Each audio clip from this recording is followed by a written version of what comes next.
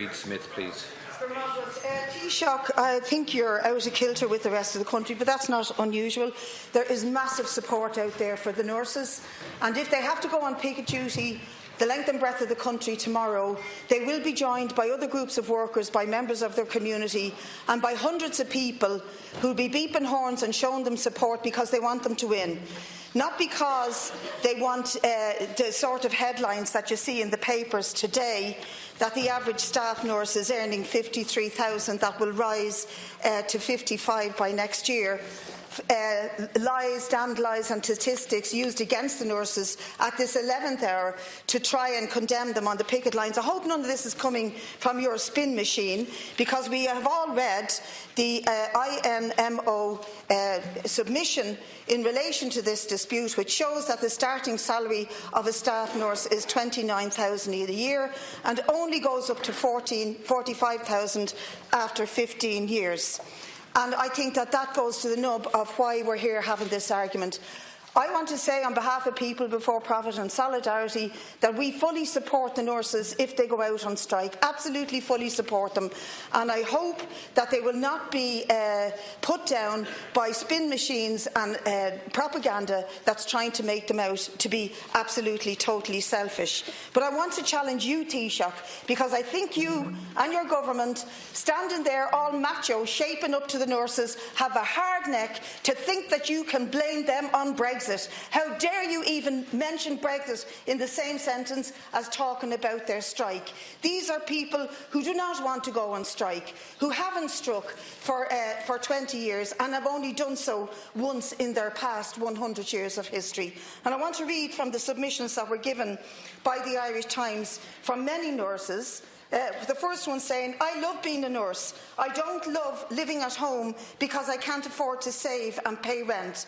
I don't love that my brother makes more money as a waiter. I don't love missing breaks because we're short-staffed. I don't love having to cancel plans after work because I'm so exhausted. I don't love telling my patients that they're going to have to wait 10 hours to see a doctor.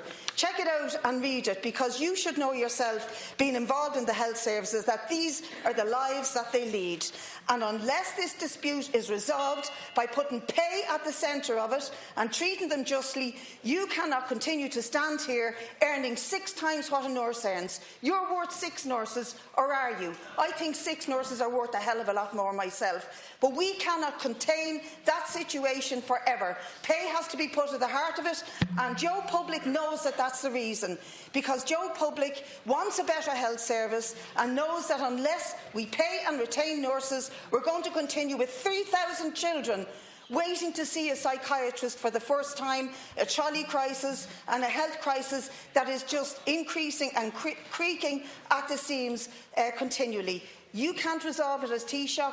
Your minister, as Health Minister, won't resolve it unless you deal with the pay of nurses. And that's the truth of it. And you may well end up dealing with it, but don't blame the nurses on Brexit, and don't blame them on the cancellations that may take place because of tomorrow's strikes or next week's strikes. Taoiseach.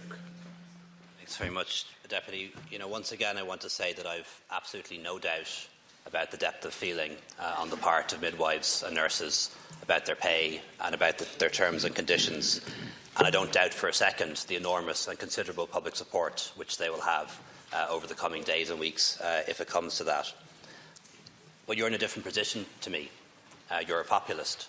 You stand up here in the Dáil every day, every week, and support every cause by everyone, all the time, everywhere. And that is why your support for nurses and midwives is insincere, because it is meaningless, because you support everyone's cause, and that is not a realistic position. And I have to be honest with people. The Department of Finance projections indicate that in the event of no deal in Brexit, unemployment in Ireland will rise. The Central Bank has said the same last week. This isn't something made up, and it's not about blaming anyone. It's about being honest with people. We could be in a situation in a few weeks' time where some people may be losing their jobs. And we need to bear that. We need to bear that in mind when it comes to any decisions that we make as a government. As I said again, the efforts are underway at the Labour courts to resolve this. We want to resolve this. We want to avert the strike tomorrow. We don't want there to be industrial action next week or the week after adversely affecting patients in any way. But any solution we come to has to be affordable for taxpayers, or it won't be sustainable. It has to be fair to all public servants, including the other people who work in the health service and in other parts of our public services as well. And it isn't possible to meet everyone's demands, and wouldn't be fair to do a special deal for one group and then tell all the others that we've nothing for them. And it also has to be fair to patients. And those are the parameters around which we're working hard at the moment in the Labour Court to come to a resolution. Bríd Smith. If I'm populist with nurses and with the population who rely on them, then I'm proud to be so. How ashamed you must feel for being a populist as you sit at the elite in Davos and defend the fact that you're not taking the 13 billion plus in the Apple tax. How popular is that? It's popular with multinational corporations who don't pay their tax and with bankers, but it's certainly not popular with the psychiatric nurses and those who will be on the picket line tomorrow. And it's not popular with the vast majority of people. So please, do not be a hypocrite and use Brexit as a stick to beat the nurses with.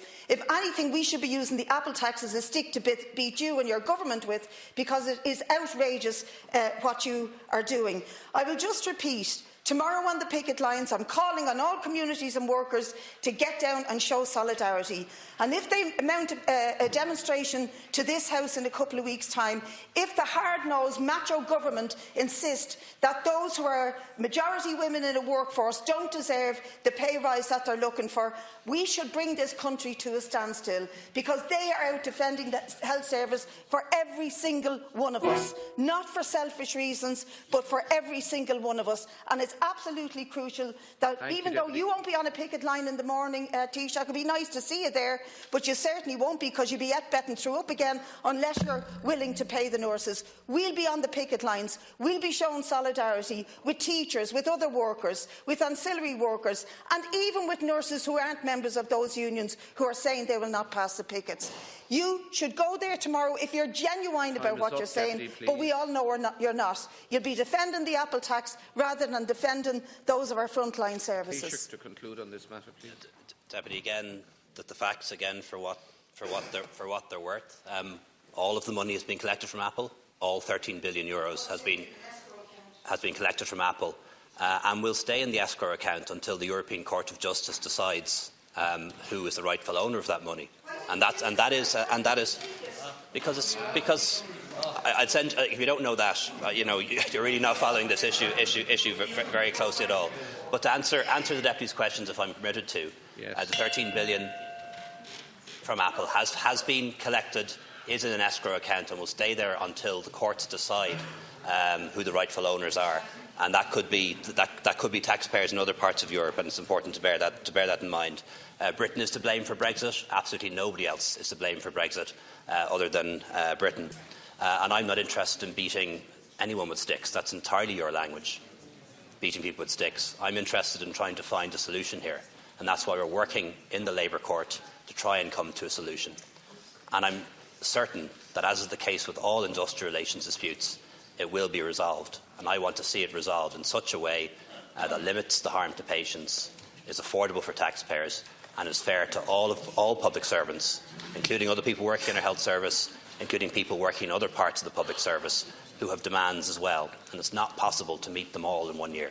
Thank you, Taoiseach. Deputy Tommy Bruin, please. Thanks,